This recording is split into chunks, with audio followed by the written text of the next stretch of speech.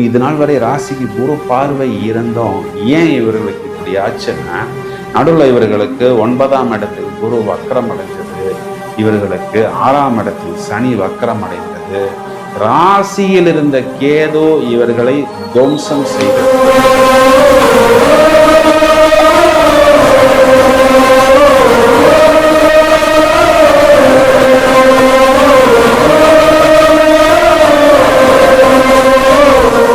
Sir, குரு பகவான் 10ஆம் இடத்துக்கு வராரு சார். 10ல் குரு வந்தால் பதவி பறி போகும்னு நீங்களே தானே சார் சொல்றீங்க.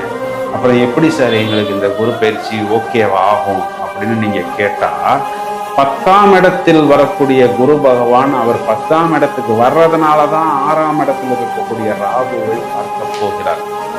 இப்ப இந்த 6ஆம் இடத்துல தனியா ராகு இருந்தா என்ன பண்ணிடுவாருன்னா, உங்களை தூண்டி விடுவார். எதுக்கு தூண்டி விடுவார்?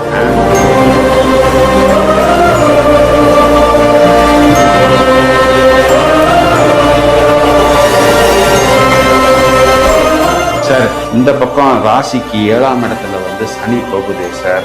ஆமா சார், 7ஆம் இடம்ங்கிறது கண்டச்சனி தான். சனி உங்க ராசியை பார்க்க போகுது.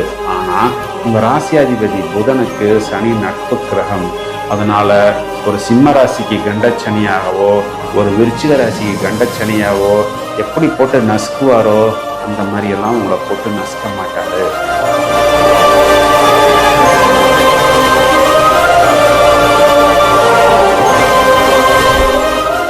10ஆம் இடத்தில் குரு பகவான் வந்தாலும் 2ஆம் இடம் 4ஆம் இடம், குறிப்பாக ராகு பகவான் அமர்ந்த 6ஆம் இடம் பூரணமாக ஆக்டிவேட் ஆகிறது. இதை தவிர ராசியிலிருந்து ஒரு கேது பகவான் முழுசா வெளியில போறாரு. என்ன பண்ணலாம்? தீபாவளிக்கு வாங்கி வச்ச ஏதாவது பட்டாசு எல்லாம் மிச்சம் இருந்தா போட்டு வெடிக்கலாம்.